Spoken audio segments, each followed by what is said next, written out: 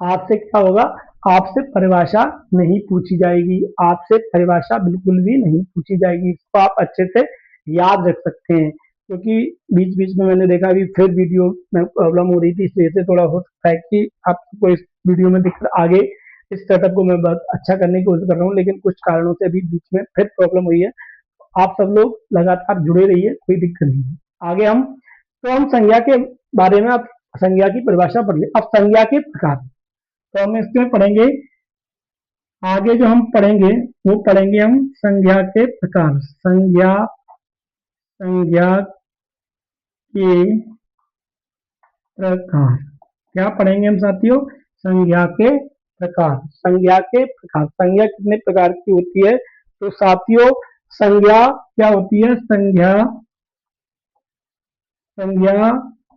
5 प्रकार की होती है। संज्ञा कितने प्रकार की होती है? तो साथियों संज्ञा 5 प्रकार की होती है। संज्ञा कितने प्रकार की होती है? संज्ञा 5 प्रकार की होती है। और उसमें भी आपको लिखना है संज्ञा 5 प्रकार की होती है, लेकिन लेकिन लेकिन मुख्य लेकिन मुख्य 3 प्रकार की होती है। लेकिन तीन प्रकार की मुख्य 3 प्रकार की होती है। लेकिन मुख्यतः कितने प्रकार की होती है? मुख्यतः 3 प्रकार की होती है साथियों। तो आपको ये अच्छे से याद रखना है कि संज्ञा के जो प्रकार हैं वो 5 हैं, लेकिन पूछे जाए मुख्य प्रकार से संज्ञा कितने प्रकार की होती है, तो 3 प्रकार की होती है। इसको अच्छे से आपको रट लेना है, क्योंकि यहाँ सबसे बड़ी गलती होती है कि हम इसमें 3 जो प्रकार हैं, संज्ञा के 3 प्रकार हैं, उसमें आपको सबसे पहले लिखना होगा जातिवाचक, व्यक्तिवाचक और भाववाचक।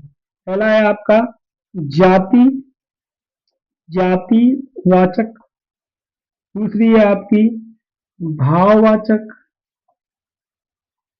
और तीसरी है आपकी व्यक्तिवाचक। तीसरी क्या है आपकी? व्यक्तिवाचक। तीसरा प्रकार क्या है? व्यक्तिवाचक। तो संज्ञा के ये 3 प्रकार मुख्य हैं, जिनको मैंने आपको लिख दिया है। लेकिन वैसे 5 प्रकार की होती है, तो मैं आपको जब आगे इनके प्रकार पढ़ाऊंगा तो आपको उसमें मैं बताऊंगा कि 2 प्रकार और कौन से इसमें जुड़े हैं। अगर संज्ञा कुल संज्ञा कितने प्रकार की होती है पूछा था, या 5 प्रकार की, लेकिन पूछा जाए कि संज्ञा कितने प्रकार की होती है, अगर उसमें 5 ऑप्शन है तो आप 5 लगा सकते हैं, नहीं है तो 3। और ज्यादातर ये नहीं पूछा जाएगा कि मुख्य प्रकार से कितने प्रकार की है, मुख्य तौर पर। तो मुख्य तौर पर अगर उसका कोई प्रकार आपसे पूछा जा रहा है, तो मुख्य प्रकार का आप याद रखें कि मुख्य प्रकार में आपको कौन सा प्रकार याद रखना है, ठीक है? तो मुख्य प्रकार से 3 प्रकार की, जाति, भाव और व्यक्ति, और वैसे 5 प्रकार की। तो 5 कौन से प्रकार हैं वो मैं अभी आपको बताने वाला हूँ, 5 प्रकार आपको पढ़ाने वाला हूँ। तो 1 मिनट का इसको अवरेज कर लें और उसके बाद हम उसके 5 प्रकार पढ़ेंगे। साथियों अगर ये क्लास आपको बहुत अच्छी लग रही है, या आपको क्लास समझ में आ रही है, तो इस वीडियो को लाइक शेयर जरूर करते रहें, क्योंकि आपको ये चीज मैं पहले भी बोल चुका हूँ, हर बार नहीं बोलूंगा, कि आप इस चीज को एकदम अच्छे से याद रखिए कि आपकी हिंदी एकदम परफेक्ट हो जाएगी। बस अपन को लगातार क्लासों से जुड़े रहना होगा। लगातार जब हम क्लासों से जुड़े रहेंगे तो हम हिंदी एकदम क्लियर कर लेंगे, और हिंदी में कोई भी समस्या आपको नहीं आएगी। बस आपको मेरा थोड़ा सा सहयोग करते रहना होगा कि हम जो शब्दों का पढ़ रहे हैं उसमें हमें थोड़ा ध्यान रखना होगा। सबसे पहले अब हमने अभी आपको बताया था कि संज्ञा के जो प्रकार हैं 5 प्रकार हैं, लेकिन सबसे पहले मैंने आपको जो मुख्य 3 प्रकार लिखाए थे 5 प्रकारों में, उसमें सबसे पहले था आपका जातिवाचक संज्ञा। तो सबसे पहले हम लिखेंगे जातिवाचक संज्ञा। सबसे पहले हम लिखेंगे जातिवाचक जातिवाचक जातिवाचक जातिवाचक संज्ञा। तो जातिवाचक संज्ञा की सबसे पहले हम क्या लिखेंगे? परिभाषा लिखेंगे। जातिवाचक संज्ञा क्या होती है? तो सबसे पहले हम जातिवाचक संज्ञा की परिभाषा लिखेंगे और जातिवाचक संज्ञा के बारे में जानेंगे। इसलिए आज हम तीनों या पूरी कोशिश करेंगे कि हम इस क्लास को खत्म करते करते पूरी संज्ञाएं पूरी कर लें, लेकिन अगर नहीं होंगी तो नेक्स्ट क्लास में करेंगे। तो जातिवाचक संज्ञा किसे कहते हैं, जिसमें आपको लिखना होगा जिन शब्दों से जिन जिन शब्दों से जिन शब्दों से जिन शब्दों से किसी जिन शब्दों से किसी व्यक्ति या वस्तु किसी व्यक्ति या की वस्तु की संपूर्ण वस्तु की संपूर्ण जाति का बोध होता है। संपूर्ण जाति का क्या होता है, बोध होता है या जानकारी मिलती है, ऐसे भी हम मानते हैं। जाति का बोध होता है उसे क्या कहते हैं, उसे हम जातिवाचक संज्ञा कहते हैं। जाति उसे जातिवाचक उसे जातिवाचक संज्ञा कहते हैं। उसे जातिवाचक संज्ञा कहते हैं। उसे क्या कहते हैं, उसे जातिवाचक संज्ञा कहते हैं। उसे जातिवाचक संज्ञा कहते हैं। इसके बाद साथियों हम इस जातिवाचक संज्ञा को करें तो यह क्या है, ये दो प्रकार की होती है। ये दो प्रकार की होती है। ये दो प्रकार की होती है। अब मैंने जो भी आपको बोला था, पिछली बार जो मैंने बोला था भी आ रहा कि जातिवाचक, जो मैंने बोला था आपसे बोला था कि जातिवाचक, और फिर उसके बाद आपको बोला था मैंने व्यक्तिवाचक और भाववाचक। तो जातिवाचक में जो दो प्रकार होते हैं उन्हीं को मिला के संज्ञा के 5 प्रकारों को मान लेते हैं, लेकिन मुख्य रूप से संज्ञा कितने प्रकार की होती है, 3। इसमें जातिवाचक, व्यक्तिवाचक और भाववाचक। ठीक है, तो अब हम सबसे पहले इसमें जातिवाचक जो संज्ञा दी है उसके आपको एग्जाम्पल लिखेंगे, और इसके बाद उसमें कौन कौन से प्रकार हैं, कौन कौन से 2 प्रकार हैं, पहले उसको लिख लेते हैं। इसका एग्जाम्पल लिख लेते हैं। 2 प्रकार आपको नीचे लिख देंगे। आप जैसे जातिवाचक में कौन कौन से आएंगे, जैसे आपको एग्जाम्पल लेते हैं, जैसे लड़का। तो लड़का क्या है, एक जातिवाचक संज्ञा। जैसे मान लो इसका हम एग्जाम्पल देते हैं कि 4 लोग खड़े हैं, अगर मैं किसी का नाम लेके वहां बोल दूंगा तो वो व्यक्तिवाचक संज्ञा हो जाएगी कि राम वहां खड़ा है। तो राम क्या है, एक जातिवाचक संज्ञा, सॉरी व्यक्तिवाचक संज्ञा है। लेकिन अगर हम बोलेंगे कि लड़के खड़े हैं या लड़का खड़ा है, तो लड़का मतलब वो सारी लड़का जाति या सारे लड़के उसी में शामिल हैं। लड़के खड़े हैं तो सारे लड़के, तो ये क्या है, उस जाति का बोध हो रहा है। जैसे कि हम बोल रहे हैं आपसे, जैसे मान लो कि सैनिक जा रहे हैं, तो सैनिक में क्या है कि पर्टिकुलर किसी सैनिक का नाम नहीं, तो सैनिक क्या है, एक पूरी जाति का बोध हो रहा है कि सैनिक जाति की बात की जा रही है। जैसे कि हम बोल रहे हैं कि विदेश जाना है, विदेश, तो विदेश क्या है, एक पूरी विदेश में जितने भी जगह हैं, जितने भी देश हैं, वो सारे क्या है, जातिवाचक संज्ञा है। तो इसको याद रखना है कि सबसे ज्यादा क्या आप उनको, जैसे देश विदेश की बात करते हैं, लड़का, इसमें आपकी दूसरा लड़की भी आ सकती है, और आप इसमें देश और विदेश, ये क्या है, सब आपके आदि, ये आपके सब जातिवाचक संज्ञा है। सबसे पहले अच्छे से इसको समझना है कि जिन शब्दों से किसी व्यक्ति या वस्तु की संपूर्ण जाति का बोध होता है उसे जातिवाचक संज्ञा कहते हैं। यह 2 प्रकार की होती है, लड़का लड़की, देश विदेश। तो इसको याद रखना, मैंने बोला कि अगर किसी आप शहर का नाम बोलेंगे तो वो जैसे मुंबई बोल देंगे तो आपका एक पर्टिकुलर वो नाम हो गया, जगह का नाम हो गया। लेकिन अगर आपने बोला कि मतलब वो शहर के बहुत सारे नाम बोले, हम बहुत सारे शहर, तो अलग हो गया। जैसे मैंने बोला कि आप किसी पर्टिकुलर नाम बोलते हैं, जैसे किसी व्यक्ति का नाम बोल दिया तो वो सब उसकी संपूर्ण जाति, जैसे लड़का है तो लड़का की पूरी संपूर्ण, तो राम श्याम सब आते हैं। देश विदेश में आपका कोई भी हो, देश हो, अमेरिका हो, इंग्लैंड हो, ब्रिटेन, कोई भी आपका हो, ब्राजील हो, आपका कनाडा हो, कोई भी देश हो, जो आपका सब इसमें आता है। अब मैंने आपको बोला था इसके 2 प्रकार हैं, एक समूह के 2 प्रकार लिखने हैं, एक समूह जातिवाचक, समूह जातिवाचक संज्ञा, समूह जातिवाचक संज्ञा, इसकी डायरेक्ट परिभाषा लिख लेंगे और नहीं तो क्या फिर इसको लिखने के बाद दूसरा भी लिखेंगे फिर नीचे लिखना पड़ेगा, इसलिए आप लिख सकते हैं समूह जातिवाचक संज्ञा।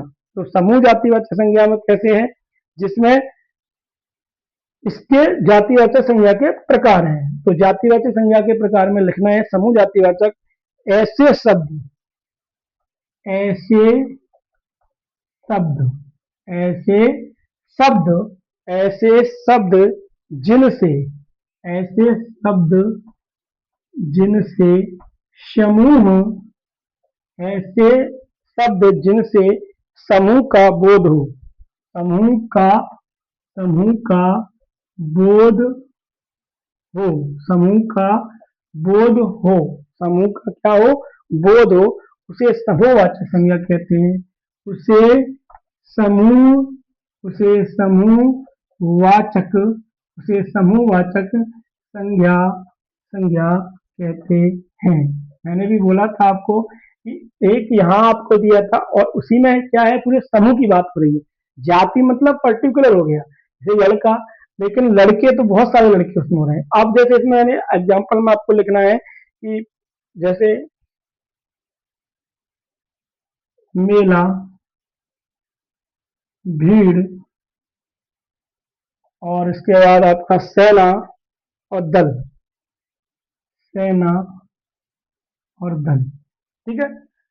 मेला किसी पर्टिकुलर मेले का नाम बोलेंगे तो वो उसकी पूरी जाति होगी, लेकिन अगर उसमें मेला की बात हो रही है तो पूरा समूह आता है कि सारे मेलों की बात हो रही है। भीड़, भीड़ में किसी पर्टिकुलर नाम बोलते हैं कि वहां पर इतनी भीड़ थी या वह भीड़, तो वो एक पर्टिकुलर हो गया। लेकिन अगर भीड़ शब्द का प्रयोग है कि बहुत भीड़ थी, तो भीड़ मतलब वो एक पूरे समूह की बात है। सेना, सेना में किसी सेना का पर्टिकुलर नाम लेंगे तो उसकी जाति हो जाएगी, लेकिन अगर समूह की बात करेंगे तो पूरी सेना, सारी सेनाओं का मतलब क्या हो गया, समूह जातिवाचक संज्ञा। दूसरा क्या है इसमें, दूसरी जो संज्ञा का इसमें दूसरा प्रकार है आपका, वो है आपका द्रव्य जातिवाचक, द्रव्य, द्रव्य जातिवाचक, द्रव्य जातिवाचक संज्ञा, द्रव्य जातिवाचक संज्ञा।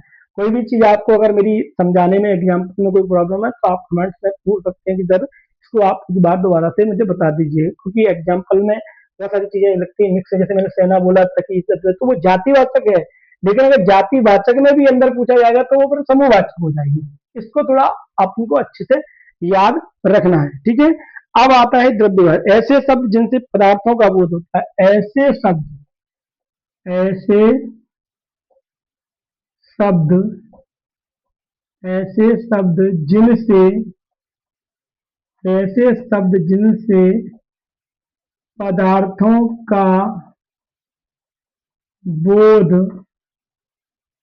होता है, पदार्थों का क्या होता है, पदार्थों का बोध होता है, उसे क्या कहते हैं, उन्हें द्रव्य जातिवाचक, उसे या उन्हें, उसे द्रव्य, उसे द्रव्य जातिवाचक, द्रव्य जातिवाचक संज्ञा कहते हैं, ठीक है। उसे द्रव्य जातिवाचक संज्ञा कहते हैं। इसमें आपका, इसमें आपका एग्जाम्पल में लिखेंगे आपको दूध, पानी, दूध, पानी, घी, घी, सोना, सोना और ऑक्सीजन, ऑक्सीजन, ऑक्सीजन आदि, ठीक है। तो द्रव्य जाति है दूध, अब पर्टिकुलर दूध का नाम तो है नहीं कोई, तो दूध क्या है, एक द्रव्य जातिवाचक है। आप जैसे उसमें कहते हैं कि दूध, तो अब उसमें ऐसे बोले कि गाय का दूध है, भैंस का दूध है, इसका दूध है। पानी, पानी में किसी पर्टिकुलर नाम ले दें किसी का तो वो क्या हो जाएगी, व्यक्तिगत हो जाएगी। लेकिन अगर पानी बोल रहे हैं तो सारा पानी एक ही चीज होती है। जैसे बोल रहे हैं कि कैंपा का पानी है, आपका बिस्लरी का पानी है, आपका रेल नीर का पानी है, रेल या नीर करके आता, अलग अलग करके पानी आता, तो वो नाम है तो वो व्यक्तिगत हो जाएगी। लेकिन अगर पानी शब्द बोलेंगे तो वो आपकी क्या बोलेंगे, उसको जातिवाचक संज्ञा बोलेंगे, क्योंकि जाति उस पूरी पानी जाति की बात की जा रही है। जैसे घी है, किसका घी है, अलग अलग डेयरी का घी हो सकता है, अलग अलग भैंस का, गाय का, किसी और का भी हो सकता है। ऐसी सोने की बात करें, अलग अलग सोनार से हो सकता है, लेकिन इसको अगर सोना है तो सोना क्या है, पूरा जाति है, तो उसका पूरा द्रव्य जातिवाचक संज्ञा के तौर पर उसको अपन जानते हैं। अब आगे हम जो इसमें पढ़ने वाले हैं व्यक्तिवाचक संज्ञा। जातिवाचक संज्ञा हमने पढ़ ली है, अब हम इसमें पढ़ेंगे व्यक्तिवाचक संज्ञा। इसमें क्या पढ़ेंगे, व्यक्तिवाचक संज्ञा। दो संज्ञाएं और हैं, इसके बाद हमारी क्लास हम खत्म करेंगे।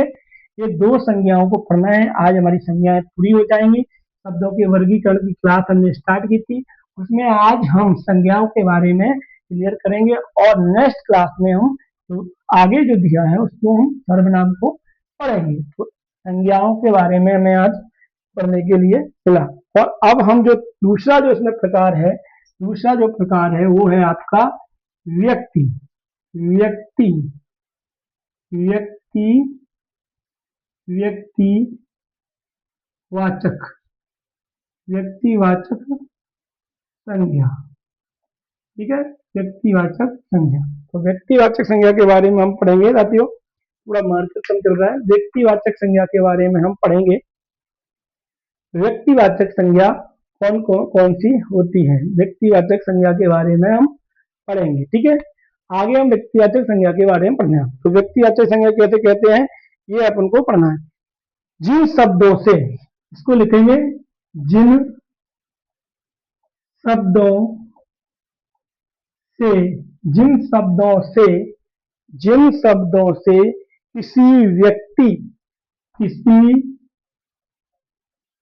व्यक्ति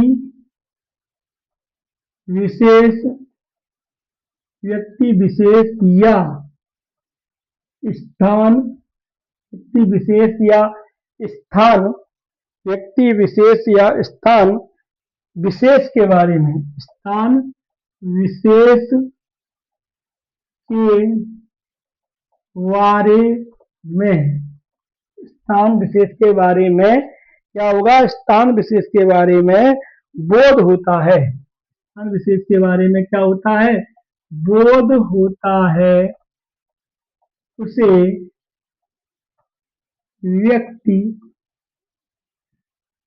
व्यक्ति वाचक संज्ञा कहते हैं।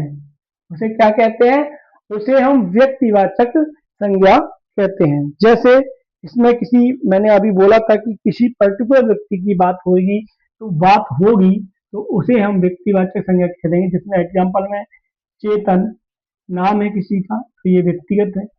मैंने बोला था भिंड, ये भी व्यक्तिगत है। तो इसमें क्या बोला था, व्यक्ति विशेष या स्थान का नाम अगर आ रहा है तो उसको या हम लिख दें गंगा, या हम लिख दें कुछ और भी लिख सकते हैं, राम लिख दो, और भी कुछ लिख दे सकते हैं, किसी नाम पदार्थ का नाम लिख सकते हैं, कुछ भी लिख सकते हैं। तो वो क्या है, सब आपके व्यक्तिवाचक है। पर्टिकुलर व्यक्ति की बात की जा रही है, स्थान का नाम लिया रहा तो पर्टिकुलर व्यक्ति का नाम लिया रहा है, इसलिए उसको हम व्यक्तिवाचक संज्ञा कहते हैं। अब तीसरा है इसमें भाववाचक। तीसरा क्या है, भाववाचक। तीसरा क्या है, भाववाचक। भाववाचक संज्ञा। तीसरा क्या है, भाववाचक संज्ञा। तो मैंने बोला था आपसे मुख्य संज्ञा के 3 प्रकार हैं, जिसमें आपको 2 पढ़ ली है, तीसरा पढ़ना है। और लेकिन जाति वाचक संज्ञा में 2 उसके भी प्रकार हैं, तो इसे 5 प्रकार होते हैं मिला के। लेकिन अगर सही पूछा जाए, मुख्य 3 ही प्रकार हैं। अगर 5 आता है संज्ञा कितने प्रकार की होती है, तो संज्ञा अगर 5 ऑप्शन है तो सबसे पहले हमको 5 ही लगाना है। अगर उसमें ये पूछा जाता है मुख्य प्रकार से कितनी है, भले ही 5 ऑप्शन है, तो फिर हमको 3 ही लगाना है। अगर 5 उसमें पूछी जाती संज्ञा कितने प्रकार की होती है, 5 ऑप्शन में नहीं है और 3 ऑप्शन में है, तो फिर 3 ही लगाना है। इसको याद रखना, क्योंकि ये क्वेश्चन में कई बार हम लोग कई बार कंफ्यूजन में हो जाते हैं, इसलिए इसको याद रखना। अब लिखेंगे भाववाचक। जिन शब्दों से जिन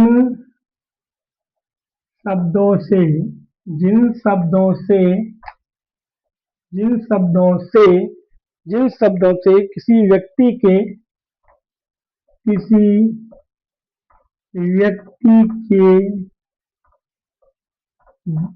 व्यक्ति के गुणों भावों, गुणों, भावों, भावों, कामों और दशाओं, कामों, कामों, दशाओं, कामों, दशाओं का बोध होता है, का बोध, बोध होता है, उसे बोध होता है, उसे क्या कहते हैं?